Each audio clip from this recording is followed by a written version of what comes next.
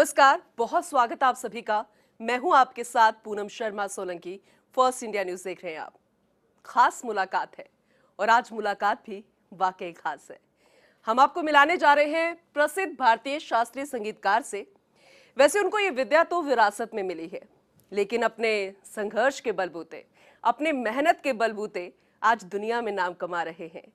यानी कि आज को जीते हुए, आज को समझते हुए, विरासत को सहेज कर रखते हुए उन्होंने सितार का आविष्कार किया है। बिल्कुल सही समझे आप, हम बात कर रहे हैं नीलाद्री कुमार जी की। बहुत स्वागत है आपका फर्स्ट इंडिया न्यूज में सर। नमस्ते पूनम जी, थैंक यू सो मच। आपका बहुत धन्यवाद, आपने इतना अच्छा इंट्रोडक्शन दिया। फिर से बोलिए। Thank you so much. It's बहुत खुशी हो रही है मुझे आपके साथ गुफ्तगू करने को। बिल्कुल, और हमें अच्छा लगता है जी, जब इस तरह के कलाकार हमारे स्टूडियो में आते हैं। बहुत कुछ सीखने को मिलता है, वो भी तब जब जेन ज़ी का ज़माना हो, गिटार की धुन बजती हो और इस तरह के शोर शराबे वाली म्यूजिक हो, लेकिन सितार की जो धुन है ना, वो मंत्र मुग्ध कर देती है। और ऐसे कलाकार जब हमारे बीच में हो तो फिर ये गुफ्तगू का मज़ा और भी ज़्यादा बेहतर हो जाता है, दोगुना हो जाता है, सवाल करने का मज़ा भी आता है। तो मेरा पहला सवाल ये कि आप राजस्थान आए, राजधानी जयपुर, और अपने इंडिया टूर की शुरुआत आप जयपुर से कर रहे हैं। सबसे पहले फर्स्ट इंडिया न्यूज़ की तरफ से, पूरे राजस्थान की तरफ से आपका बहुत बहुत स्वागत है। Thank you so much. आपका आशीर्वाद बना रहे आप सभी का। ये जयपुर से हम लोग एक्का का टूर, ये शुरुआत है। एक 11 सिटी का टूर है और ऐसा मेरी मान्यता है, जो राजस्थान जयपुर के जो श्रोतागण हैं, वो अगर किसी कलाकार को हरी झंडी दिखाते हैं तो उनको लाल झंडी कहीं और देखने को नहीं मिलता है, ऐसा मेरा मानना है। हालांकि मैं जहाँ पे भी जाता हूँ ये बोलता हूँ, लेकिन यहाँ सच बता रहा हूँ। बहुत अच्छा लगता है ये सुनकर, हमें भी बहुत अच्छा लग रहा है सर, क्योंकि हिस्टोरिकल लैंड है राजधानी जयपुर। लेकिन फिर भी हम चाहेंगे कि आपसे ही जाने, जयपुर ही क्यों चुना गया सबसे पहले? नहीं, ऐसा हुआ जो कुछ कारणों से एक 10 दिन का डिले हुआ टूर का, और हम लोग जयपुर से शुरू करने वाले थे पिछले महीने, एंड फॉर लॉजिस्टिकल रीजंस वो नहीं हो पाया। और ऐसा कोई मतलब बहुत ज़्यादा डीप कोई सोच नहीं है, अगर मैं सच बताऊं। लेकिन मुझे ऐसा लगा, मैं जब भी जयपुर बहुत ज़्यादा नहीं आया हूँ, जब भी मैं जयपुर में बजाया हूँ, मुझे बहुत प्यार मिला यहाँ पे, बहुत आशीर्वाद, और बहुत अच्छा सुनते हैं और समझ के सुनते हैं। और अगर नहीं समझ में आता, एटलीस्ट वो उसको अप्रिशिएट करते हैं, तो वो एक बड़ा इनकरेजमेंट होता है कलाकार के लिए। तो इसीलिए Jaipur I think is the best place to start. बिल्कुल आपने सही कहा कि राजस्थान, राजधानी जयपुर, जिसने विरासत देखी भी है और सहेज कर भी रखी है, आज जी भी रहा है, और आप भी उसे साथ लेकर चल रहे हैं आज के दौर को समझते हुए। लेकिन सबसे पहले शुरुआत एकाकी करते हैं, क्योंकि इसकी शुरुआत होने जा रही है। थोड़ा इसके बारे में बताइएगा, क्योंकि इंडिया टूर है और आजकल म्यूजिशियन जो है, कलाकार है, वो टूर करते हैं, लेकिन आपका पीछे इसका क्या मीनिंग है, क्या उद्देश्य है और क्या मतलब है इसका, ज़रा समझाइएगा। एक्चुअली इसमें दो चीज़ें हैं। कलाकार तो अलग अलग जगह पे जाके कार्यक्रम होता है, लेकिन बहुत कम होता है जो आप कोई एक टूर के ज़रिए, एक कॉन्सेप्ट के ज़रिए एक प्रांत में और एक देश में आप घूमते हैं। तो एक्का जो नाम है, उसमें दो चीज़ें हैं। एक तो संगीत एक ऐसा माध्यम है जो पूरे विश्व के जितने लोग हैं, या हमारे हिंदुस्तान में ही जो अलग अलग प्रांत के जो लोग हैं, वो संगीत के माध्यम से एक साथ एक बन सकते हैं। तो उसका एक मीनिंग वो है जो पूरे दुनिया में आजकल जो हम देख रहे हैं, जो इतनी अनबन जो चल रही है, संगीत एक माध्यम है जो लोगों को एक साथ ला सकते हैं कोशिश करके। तो वहाँ पे एकजुट हो सकते हैं, वो एक का है। और दूसरा जो उसका अल्टीरियर जो मेन मोटिव है, ताश में जो हुक्म का इक्का होता है,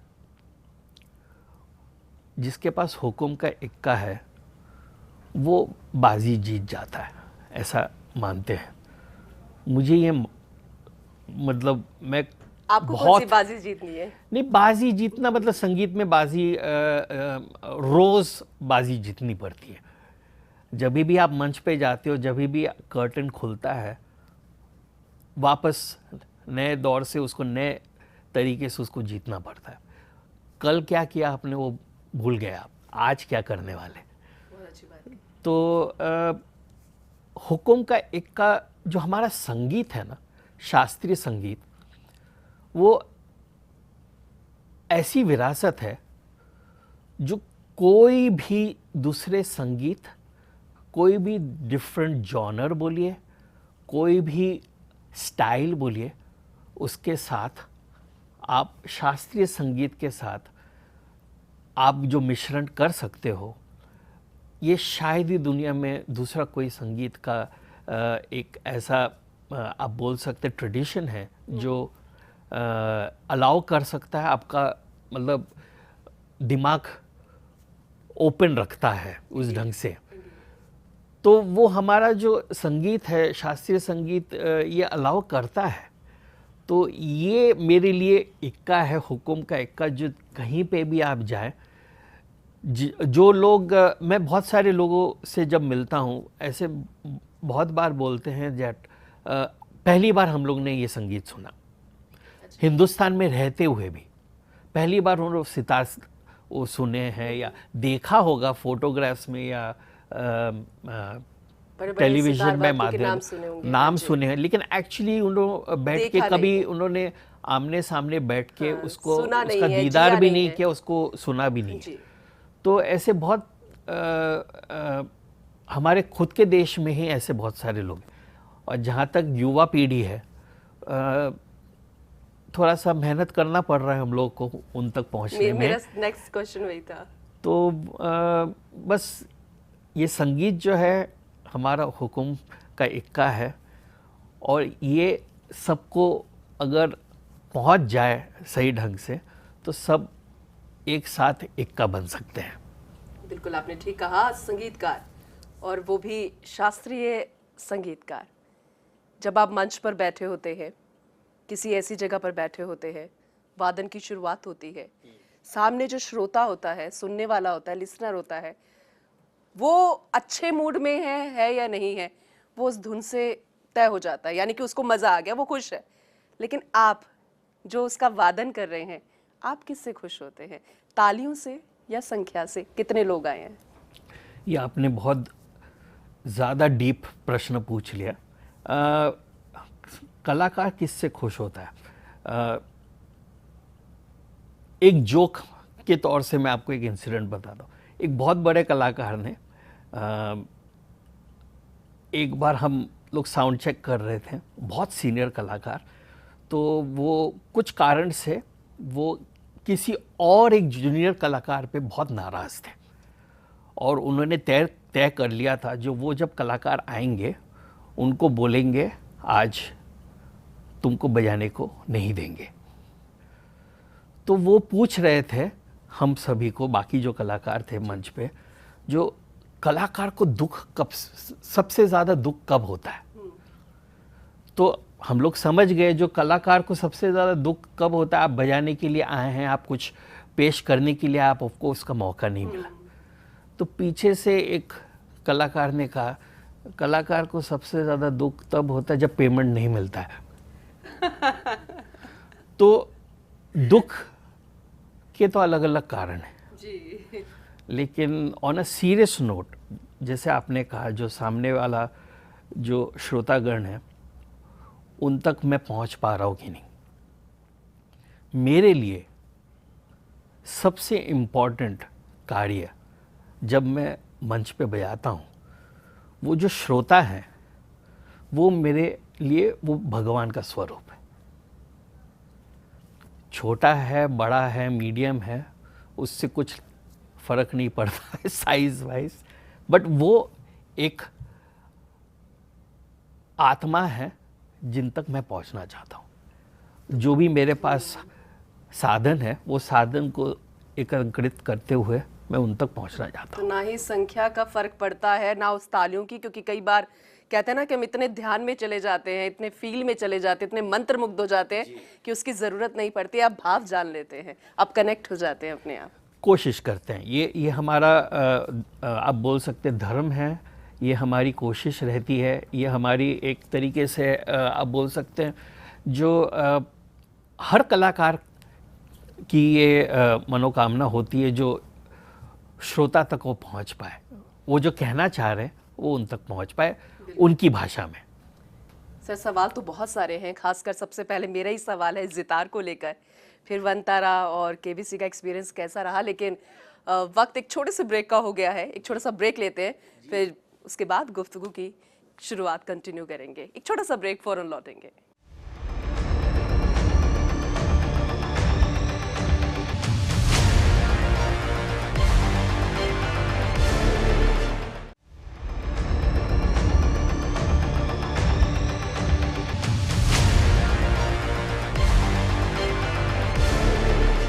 ब्रेक के बाद आपका एक बार फिर से स्वागत है। सर एक बार फिर से आपका बहुत बहुत स्वागत है फर्स्ट इंडिया न्यूज़ के स्टूडियो में।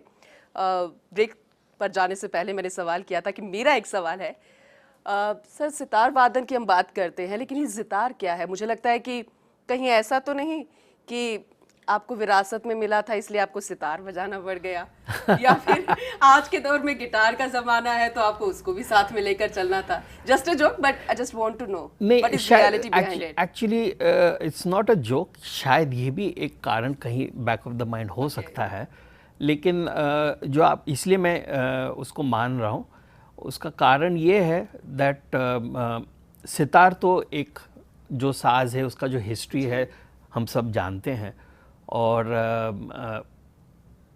मैं 5वीं पीढ़ी हूँ हमारे फैमिली में जो सितार बजा रहे, तो वो तो हमारे फैमिली में था। लेकिन मैं जब मुंबई में जो मैं पला बड़ा, जब हम घर से बाहर जाते थे तो सब अलग अलग संगीत से अलग अलग लोग प्रेम करते थे, और ऐसा प्यार करते थे जो मतलब जिसको बोलते हैं ना शिद्दत से वो प्यार करते थे, जो वो रॉक म्यूज़िक हो या फिल्म म्यूज़िक हो या पॉप म्यूज़िक हो। तो मैं घर में तो शास्त्रीय संगीत सीख रहे हैं, बजा रहे हैं, और फिर मैं बाहर जाके देखता हूँ जो इन लोग ऐसे ऐसे सब अलग अलग संगीत सुनते हैं और बहुत प्यार करते हैं। तो मैं उनको पूछता था जो आपको इसमें क्या पसंद है, मतलब क्या अच्छा लग रहा है। तो वेरी इंटरेस्टिंगली वो संगीत जो सुनते थे वो टेक्निकली नहीं सुनते थे, संगीत के साथ वो जो लाइफस्टाइल है, उसका जो ऑरा है, उससे अट्रैक्टेड होते थे।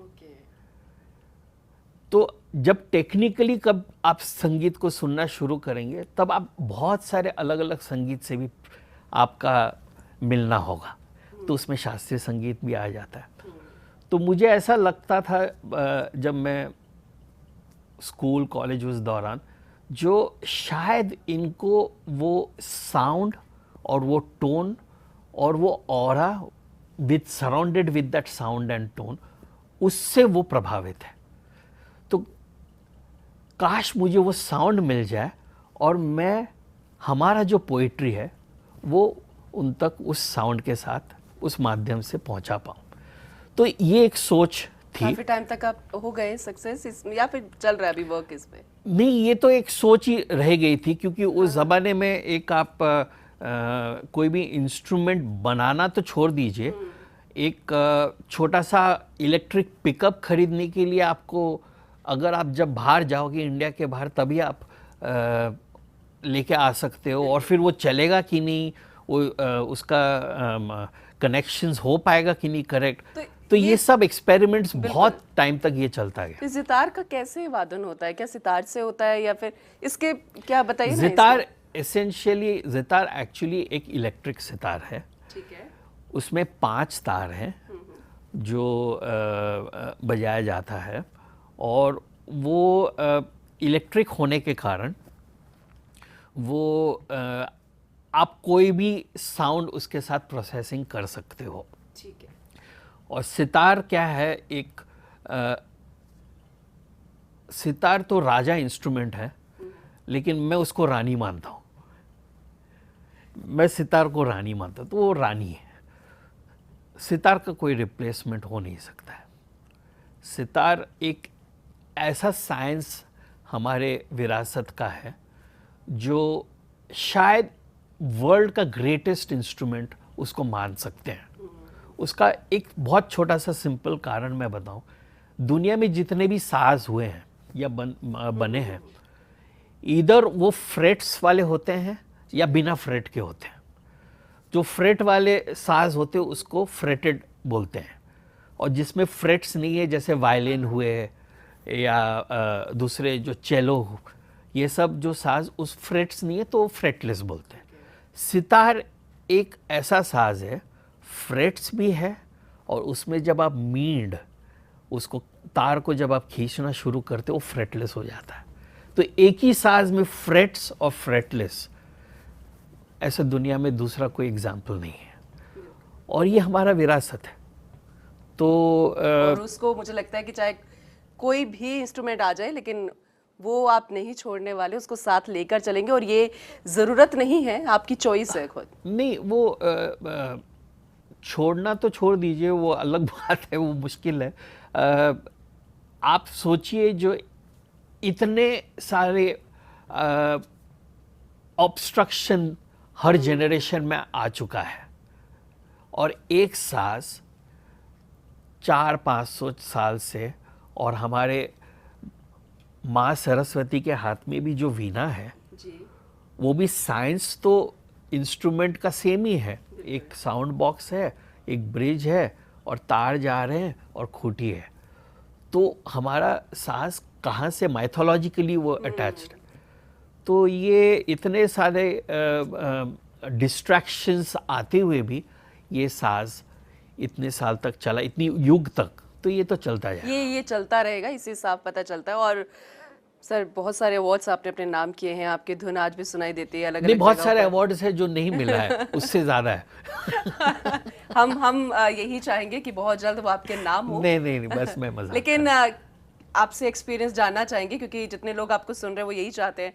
केबीसी का एक्सपीरियंस कैसा रहा अमिताभ बच्चन के सामने? दूसरा, वन तारा का एक्सपीरियंस जरूर बताइएगा, क्योंकि सिर्फ ये हम सुनते हैं, पढ़ते हैं कि कृष्ण जी जब बांसुरी बजाते थे, वो धुन सुनकर कैसे गाय माता आ जाती थी, अन्य जो जानवर थे, मोर की भी हम बात करते हैं, वो बस मंत्र मुग्ध हो जाते हैं, यानी कि जानवर भी संगीत से कनेक्ट हो जाते हैं। तो ये एक्सपीरियंस जरूर शेयर कीजिएगा। देखिए, केबीसी जैसे आप सभी, हम सभी जानते हैं, वो कौन बनेगा करोड़पति, हाँ जी। ये उसका फुल फॉर्म है। तो जो भी वहाँ जाते हैं करोड़पति बनने के लिए जाते, ये इच्छा रखते हुए जाते हैं खेलने के लिए। लेकिन मैं वहाँ पे अब्बच करोड़पति बन के आया, क्योंकि मुझे वहाँ पे जो हमारे आन बान शान है, जो बिग बी सर हैं, बच्चन साहब हैं, उनका आशीर्वाद मिल गया, और क्या चाहिए। उनका वो एक ज़माने में उन्होंने सितार सीखा है, वो बजाते हैं, तो उनको शौक़ है सितार का, और बहुत नॉलेज है उनको। तो उनका आशीर्वाद, प्यार मिला, तो कितने करोड़ मिल गए वो तो अभी गिनती के बाहर है। तो ये हुआ केबीसी का। वन तारा ऐसा है, मेरा एक्सपीरियंस मैं आपको सच बताऊं, जो क्योंकि मैं मुंबई में पला बड़ा, हम लोग को वाइल्ड लाइफ के साथ कोई इंटरेक्शंस जैसे होता नहीं। उसके लिए अलग से सफारी जाते हैं, वो टूरिज़्म उस ढंग का होता है। तो मुझे जो एक्सपीरियंस हुआ वनतारा में, और स्पेशली जो एनिमल्स जिसको हम लोग ने सिर्फ किताबों में देखा है, और उनको उसके फोटोग्राफ्स, और at the most national geographic और डिस्कवरी एंड एनिमल प्लैनेट जैसे चैनल में देखते हो, और उनको जब आप रूबरू देखते हो, और उसके बाद आप सितार बजा रहे हो और वो आपको सुन रहे हैं, ये जो एक्सपीरियंस है, ये बहुत it's a difficult to express in words, rarest of the rare जिसको बोल सकते हैं।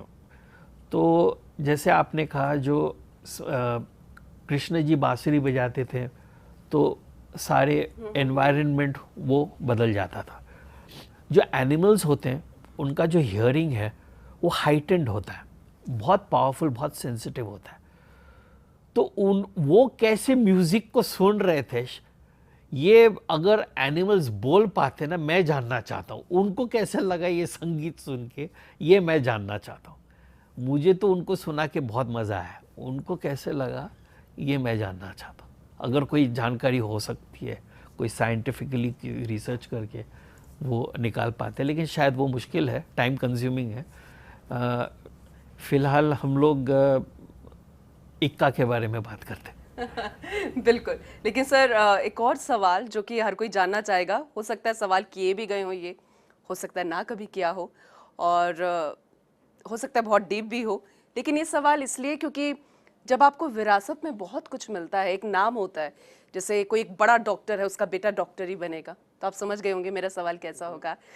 तो जब आपने कहा 5वीं पीढ़ी हैं आप, और बचपन से आपने अपने घर में माहौल देखा, आपने सीखना भी शुरू कर दिया, तो इसका आगे चलकर क्या फ़ायदा होता है या कई बार नुकसान भी होता है, क्योंकि आप बहुत कुछ करना चाहते हैं, एक्सपेरिमेंट्स वो नहीं कर पाते, आप बाउंड हो जाते हैं? आपके सवाल में ही जवाब है, बट मुझे तो बहुत एडवांटेज मिला। मैं अपने आप को ब्लेस्ड मानता हूँ जो मुझे इस फैमिली में मेरी पैदाइश हुई, और मुझे मेरे पिताजी पंडित कार्तिक कुमार जी जैसे गुरु, उन्होंने जो मुझे जिस ढंग से शिक्षा दी वो शायद ही किसी को वो मिला होगा। तो मेरे लिए तो बहुत बड़ा एडवांटेज था। मैं अपने आप को उनका एक्सपेरिमेंट मानता हूँ। मेरी मेहनत अभी करनी बाकी है, मेरी मेहनत मुझे अभी करनी है, लोगों का आशीर्वाद होगा तो कर पाऊँगा, लेकिन फ़िलहाल अभी तक जो भी मैं कर पाया वो उनका एक एक्सपेरिमेंट बोलिए, उनका एक सोच बोलिए, जो मेरे पे उन्होंने आजमाया, और मैं वही हूँ। ये उनका आशीर्वाद है और हम चाहेंगे आशीर्वाद हमेशा बना रहे। एक आखिरी सवाल बहुत ज़रूरी है, क्योंकि युवा पीढ़ी की हम बात कर रहे हैं, जेन ज़ी और अल्फ़ा, पता नहीं क्या क्या, लेकिन मैं भी युवा पीढ़ी में ही शायद, नहीं पता नहीं, बिल्कुल, बिल्कुल। और इसीलिए आपसे यही सवाल है कि आने वाले 10 सालों में क्या मानकर चले, गिटार, सितार या फिर कोई भी इंस्ट्रूमेंट हो, कोई फर्क नहीं पड़ता, लेकिन फिर भी हम भारतीय शास्त्रीय संगीत की अगर बात करें तो आप क्या फ्यूचर देखते हैं? आपको लगता है कि क्या इसमें इंटरेस्ट रहेगा जेन ज़ी का आने वाले समय? बहुत इंटरेस्ट क्या है पता नहीं मुझे। फ्यूचर तो मतलब मुझे थोड़ा सा एस्ट्रोलॉजिकली देखना पड़ेगा, उसका साइंस अलग है, बट बहुत इंटरेस्टिंग ये बात है, जैसे हम यहाँ पे हमेशा सितार का जिक्र करते तो गिटार का जिक्र होता है, लेकिन वेस्ट में जब गिटार की जिक्र होता है तब सितार का जिक्र नहीं होता। तो मैं ये चाहता हूं जब गिटार का जिक्र कहीं पे हो तब जितार का भी जिक्र हो। तो इक्का में सितार या जितार? दोनों, क्योंकि ये अलग नहीं है। जितार बनता ही नहीं अगर सितार नहीं होता। बहुत अच्छी बात आपने कही और बहुत अच्छा लगा आपसे गुफ्तगू करके। यही उम्मीद हम आपसे भी करेंगे कि आपको भी बहुत अच्छा लगा होगा। और जैसे कि आपने कहा कि आशीर्वाद है, अभी तो बहुत कुछ करना बाकी है, अभी तो मेहनत करनी बाकी है। अगर अभी मेहनत इतनी हुई नहीं है और ये हम दृश्य देख रहे हैं, सुनकर, देखकर, उस शास्त्रीय संगीत को बजाते हुए आपको देखकर, तो हम मानकर चल रहे हैं कि भविष्य आने वाले समय में क्या होगा उसको लेकर अग्रिम शुभकामनाएं आपको, और जो आपके सपने हैं वो जल्द पूरे हो। बहुत बहुत शुभकामनाएं फर्स्ट इंडिया न्यूज़ में पधारने के लिए। और इसी के साथ इस खास मुलाकात में आज के लिए बस इतना ही। अब बने रहिए और देखते रहिए फर्स्ट इंडिया न्यूज़।